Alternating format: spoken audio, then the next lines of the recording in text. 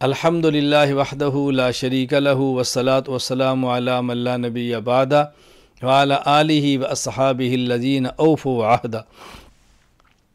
میں ایک بات جو بڑی اہم آپ کی خدمت میں پیش کرنا چاہتا ہوں، جو مجھے سنتے ہیں، جو میرے تعلق والے ہیں، مجھ سے محبت کرتے ہیں، وہ میری عادت کو، میرے مزاج کو بہت اچھی طرح جانتے ہیں۔ میں کبھی کسی دوسرے بندے کے معاملات میں دخل نہیں دیتا، دوسرے کے معاملات میں اپنی رائے نہیں دیتا، جب تک وہ پوچھے نہ تو بلا وجہ مشورہ نہیں دیتا۔ اور میں گزارش بھی کیا کرتا ہوں کہ دیکھو، جو حضرات انجینئر ہیں وہ علماء پر اعتماد کریں، ڈاکٹر ہیں علماء پر اعتماد کریں، اور دیگر دینی امور کے ماہر ہیں وہ علمی معاملات میں علماء پر اعتماد کریں، علماء کرام طبی معاملات میں ڈاکٹر پر اعتماد کریں، فنی معاملات میں انجینئر پر اعتماد کریں۔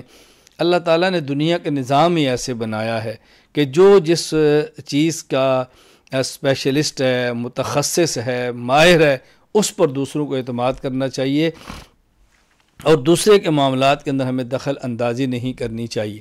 آپ نے میرے ہزاروں بیانات سنے ہوں گے، کبھی آپ نے نہیں سنا میں کبھی بیماریوں کے نسخے بتاؤں، کبھی ٹوٹکے بتاؤں، کبھی علاج بتاؤں۔ بھی ہمارا یہ فن نہیں ہے، ہمارے ذمے ہے قرآن کریم کی تفسیر بیان کریں، احادیث کی شرح کریں، مسائل فقہیہ پیش کریں، اور عقائد پر محنت کریں، یہ دینی امور میں مسلمانوں کی رہنمائی کریں، اور جس حد تک ممکن ہو مسائل صحیح بتانے کی کوشش کریں۔ لیکن اس وقت میں آپ کی خدمت میں جو بات عرض کرنا چاہتا ہوں وہ یہ کہ اس وقت ایک بیماری ہے جو بہت عام ہے، اور میں خود اس کا شکار رہا ہوں، میں گزرا ہوں اس بیماری سے، اور مختلف لوگ اس پر علاج کرتے ہیں، علاج بتاتے ہیں، پتہ نہیں کتنے پیسے خرچ کرتے ہیں۔ بیماری ہے شوگر کی۔ تو مجھے چونکہ اس سے واسطہ پڑا ہے، تو میں اپنا جو تجربہ ہے، جو میرے ساتھ ہوا ہے، میں اپنی آپ بیتی پیش کر رہا ہوں۔ آپ اس کو مناسب سمجھیں تو دیکھ لیں، نہ مناسب سمجھیں تو میرا اپنا معاملہ ہے۔ میں ہی سمجھتا ہوں کہ شوگر کے علاج کے لیے سب سے بہترین چیز دو چیزیں ہیں۔ نمبر 1 خوراک، نمبر 2 واک، یعنی خوراک ٹھیک استعمال کریں۔ مثلا جو شخص شوگر کا مریض ہے، اس کو چاہیے کہ کچھ عرصہ تک، جب تک شوگر کا علاج نہیں ہوتا، جس حد تک ممکن ہو گندم سے پرہیز کرے، چاول سے پرہیز کرے، میٹھے سے پرہیز کرے، بیکری کی بنی تمام چیزوں سے پرہیز کرے، جس حد تک ممکن ہو کوشش کرے اس سے رکے، اور کھانے میں وہ سبزیوں کا استعمال زیادہ کریں، اور وہ چیزیں استعمال کریں کہ جس میں جیسے شوگر پیدا نہ ہو۔ گوشت کا استعمال کر لیں، حرج نہیں ہے، مرغ کا استعمال کریں، حرج نہیں ہے، آپ شوق سے مچھلی کا استعمال کریں، حرج نہیں ہے۔ پھر بھی کسی حکیم سے مشورہ کر لیں کہ کس چیز میں شوگر ہوتی ہے، کس میں نہیں ہوتی، کس سے بڑھتی ہے، کس سے کم ہوتی ہے۔ ایک تو خوراک کا اہتمام کریں۔ نمبر 2 پیدل چلنے کا اہتمام کریں۔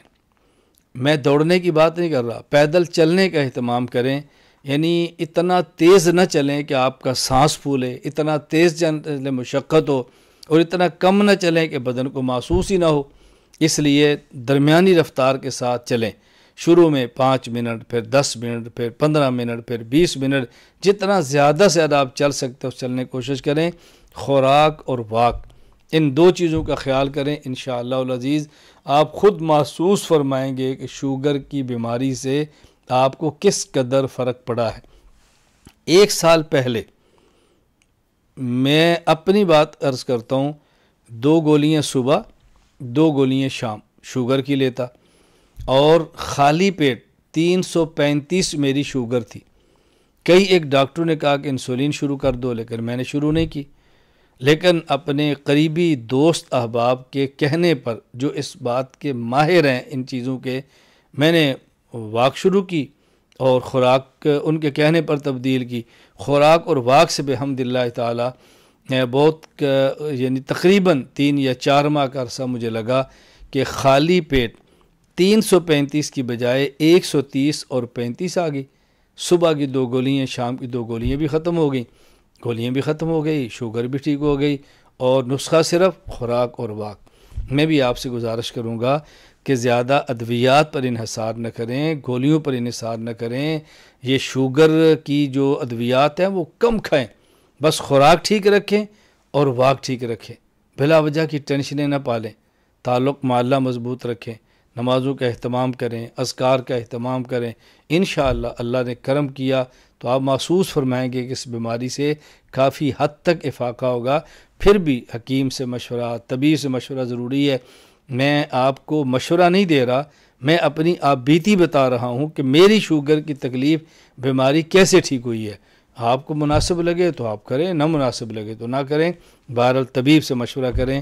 تو اللہ ہم سب کو صحت عطا فرمائے، عافیت عطا فرمائے، ایمان کی سلامتی عطا فرمائے، اللہ تعالیٰ عافیت کے ساتھ دین اور دنیا عطا فرمائے۔ وآخر دعوانا الحمد للہ رب العالمین۔